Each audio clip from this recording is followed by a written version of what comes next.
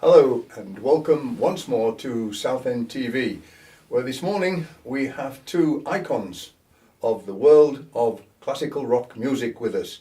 And the reason they're here is because you will shortly have the opportunity of seeing them perform at the Palace Theatre right here in Southend. Let me introduce you first of all to Gordy Marshall. Hello. Gordy, good morning. And also to Mick Wilson. Mick, Morning. welcome. Hey, thanks. Now chaps, I understand that you're doing a tour which is called Legend of a Band, which is a tribute to the Moody Blues, and that you will be in Southend on the 28th of January. That's right. That's right. So, starting from there, let's go back. Gordy, what's your background? Well, as Mick and I now run this Legend of a Band, a tribute to the Moody Blues. But originally I played with the Moody Blues for 25 years, and I've been a session musician and a working musician my entire life. And as my sort of tenure with the Moody's came to an end, Mick and I started this band along with Paul Bliss, the keyboard player who also worked with the Moody's, and the Hollies as well. We've all worked with different and various classic rock bands of the British classic rock bands. And we decided to put this band together, and it just sort of kicked off gig by gig, and we're now doing more and more gigs, and we're now looking forward to this next gig in Southend on the 28th. And you're the man with the sticks. I'm the man with the sticks. I'm the loud one at the back. You're the loud one at the back. Mick, you're the loud one at the front. Some would say. Yeah. Yes. So tell us your background. Where did you start and how did you start? The start is probably the same for every musician. You know, you get a little guitar when you're a kid and you either pick it up and you fall in love with it, or you put it down and you go, and you pick up a football and you do that. So I chose the former.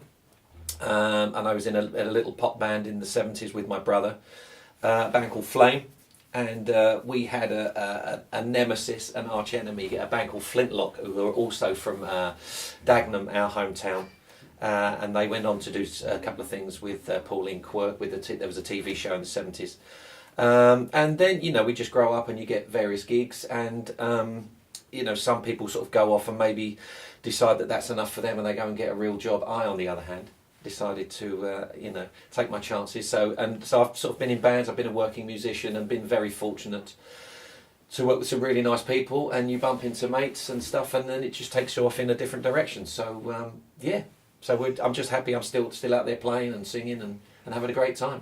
My information links you very, very forcibly to 10cc as your career icon.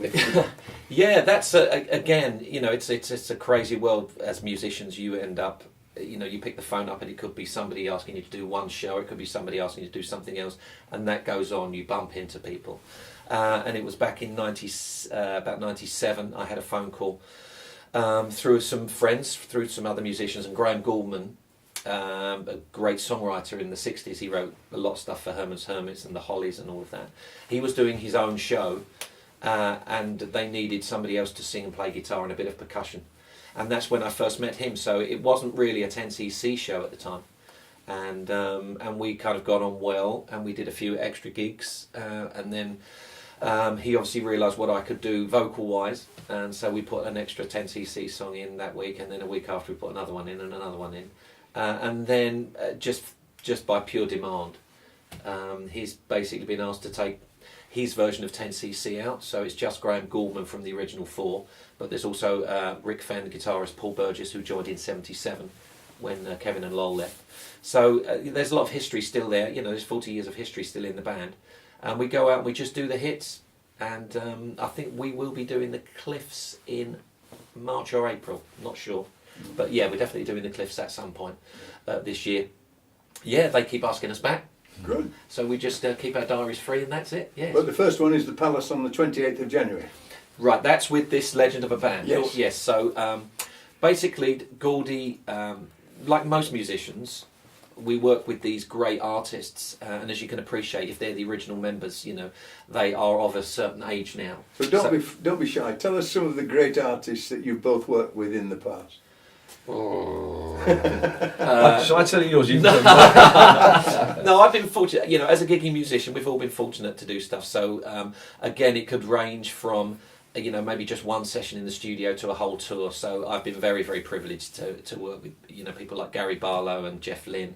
I did the the Radio Jeff 2 Lynne, War of concert. the Worlds?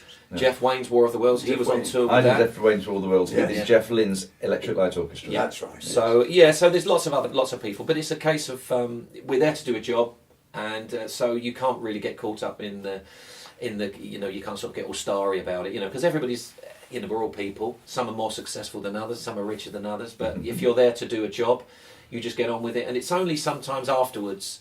Especially if it's been recorded for TV or sound or whatever it is, that you look at it. The thing I did with Jeff Lynne a couple of years back in Hyde Park, you don't realise how big it was because you're sitting there singing and playing and doing what you think, and then when you see it on the TV and then the camera pans around and there's 60,000 people in Hyde Park, you go, oh, I think it was quite a big deal, really. And another one with Jeff, we were walking towards the stage and a load of celebrities, obviously Jeff's mates, are all walking and I'm sort of turning round and there's Olivia Harrison, George Harrison's wife, Eric Idle, Samuel Jackson is walking next to me just saying, have a good gig, mate, so and then you go on and do it, and then you go home and have to put the bins out.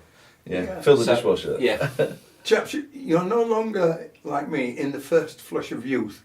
Do you still get a buzz when you go and do these things? Oh, totally. I think it's I love walking on stage. I know Mick does as well. We do it because we enjoy it. I mean, obviously, we earn our living from it. Yeah. But the fundamental reason for doing this is for the enjoyment of it. Butterflies? Actually, yes, I would say still, butterflies. Yeah. Yes. It's more of an excitement because it's not the panic that I used to get when I was about No. 17 or 18. and also now that we are in our where we are now in our career, I'm not going to say it, is that most of the stuff, nearly all the stuff we do is so well rehearsed. We're playing in front of hundreds, thousands of people rather than half a dozen. So you really need to have it together. Yeah. And especially if people are paying money now to come and see you, because they can spend money on anything at home, Netflix, whatever they want on the internet, or they can go down the pub or eat, or they can spend 25, 30 quid to come and see a concert. So you've got to remember that. So so when you walk on the stage, there is no panic about being unprepared. We're all prepared, but there is excitement because you want to go out and do your best, Yeah. Lovely. So, Gordy, tell us a little bit about this gig that you're doing at the Palace. Yes. What can people expect to see? Well, what we attempt to do, what we hope that we have done, is bring together the vast catalogue of the Moody Blues songbook. We start off, we play all the hits, Nights in White Satin and Tuesday Afternoon. We also delve into their more experimental era. There's songs such as House of Four Doors. We've got another one, Thinking is the Best Way to Travel. And these are the sort of album tracks that are really interesting, musically interesting to play. And they seem to go down a storm. We've also got, Mick and I are obviously involved in this, but we've got some great musicians with us at the weekend when we play there. We've got Tim Maple on guitar, who's actually the musical director for X Factor. And we have Malcolm Moore, who has worked with James Blunt for a number of years and also has been the musical director for Natalie Imbruglia. Paul Bliss on keyboards, who worked with me in the Moody Blues for 20 years, and he also played with the Hollies. We've got a great singer with us that night, a guy called Mike Sterling, who was a lead in Les Mis and the West End. We've got a fantastic pool of musicians, because depending on which gig you go to will depend on which musician is there, but the set is always the same and it's always played beautifully, which is great. I think that also, the good thing is that we end up doing tunes that perhaps the Moodies themselves haven't done for quite some time. Right. So what we're finding now, we will get some ardent Moody Blues fans, up north or wherever it is we're playing, or down south, and they just say, "Oh, I haven't heard that song for ages." The boys don't do it because obviously, if they're in the band, they're the originals in the band. They can sometimes get a little bit fed up with the routine of it.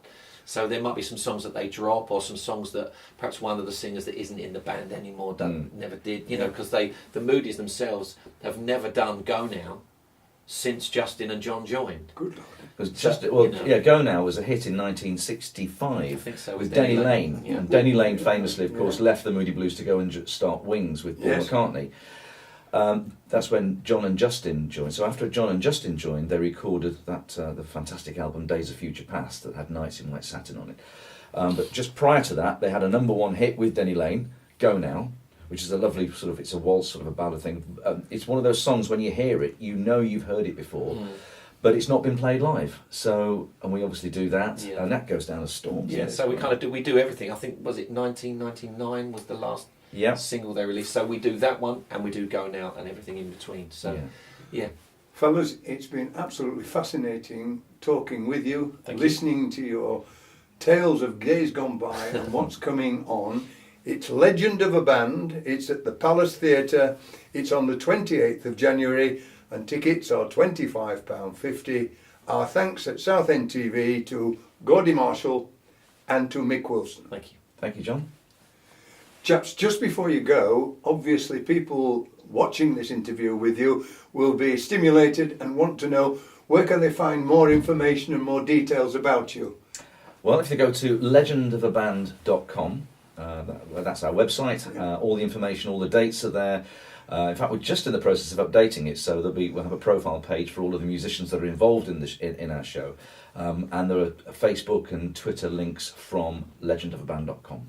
Lovely. And that's okay, Mick, with you, exactly the same. I'm happy with that. Yes. You're happy with that? Okay. It passes the test. Chaps, it's been really fascinating, and I just thank our owner and producer, Jeremy, that he had you for me to interview and not the Gallagher brothers.